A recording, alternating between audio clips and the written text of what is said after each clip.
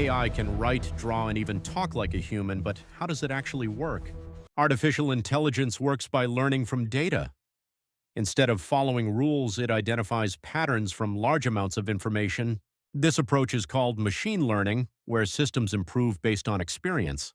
To process information, AI uses neural networks, which are inspired by the human brain.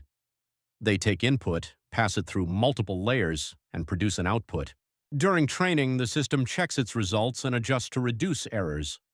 With improvements, it becomes more accurate over time. When these networks grow more powerful, it's known as deep learning.